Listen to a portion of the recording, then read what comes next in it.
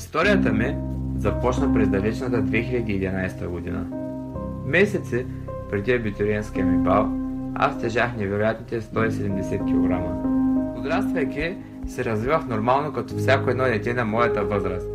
Играех с другите деца, карах колело, правех пакости и имах ожилени колени.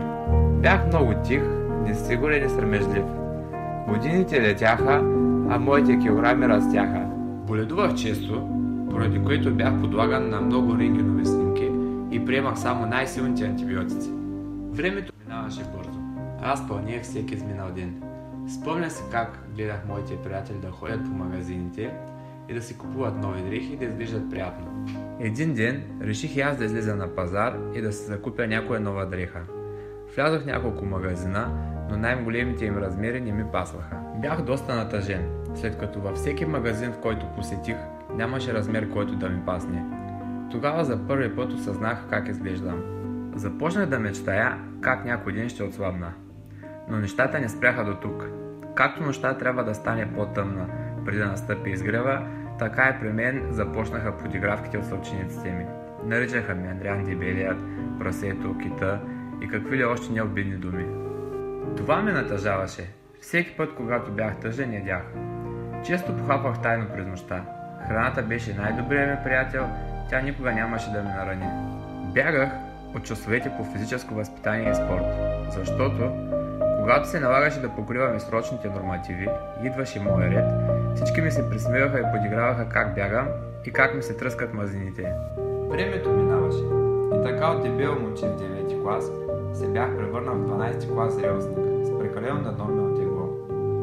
Казах си, че повече нещата не може да продължат така и че каквото и да се случва, ще успея на всяка цена.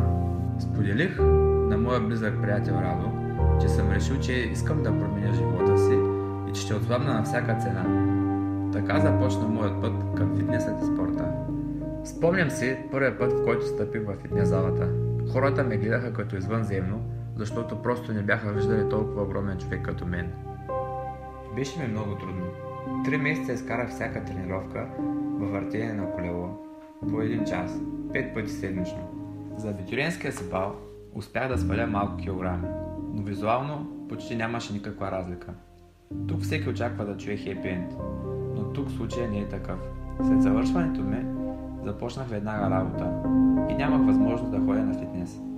Правех опити да съчетавам нещата, но просто не се получаваше. Нещата се влошиха. 6 месеца по-късно останах без работа и започвах да изпитвам остри болки в кръста. Спомням си, една вечер бях излязъл с приятели. Едва успявах да стоя седнал повече от 50 секунди заради острите болки в кръста. Те бяха толкова силни, че разстоянието от 10 метра ми трябваха 15 минути да го измина. Но реалният проблем беше шофирането. Всяко едно натискане на спирачката идваше със сълзи, защото болката просто беше непоносима. На следващата сутрин отидох на лекар и той ми съобщи новината, че имам дискова херния и че се налага да бъда приет в болница. Изкарах 8 дни на системни инжекции. На изписването ми попитах лекарите дали ще мога да продължа да тренирам. Казаха ми, че няма да мога и да не пробвам, защото мога да влоша състоянието си. Бях много тъжен. Изминаха 3 седмици и реших да взема нещата в свои ръце. Да се завърна към спорта, пък каквото ще да става. 6 месеца по-късно отново започнах работа. Още на първата заплата се завърнах към тренировките. Измина към година и половина, но почти не бях прогресирал. Почнах да си мисля, че си губя времето и че е невъзможно да отслабна. Мислех си, че просто съм роден така и че така ще се остана. Но това не ме спря. Изкарах негативните мисли от ума ми. Бях чувал, че ключът към атлетичната фигура се крие в храната. Реших да пробвам. Нямах какво да губя.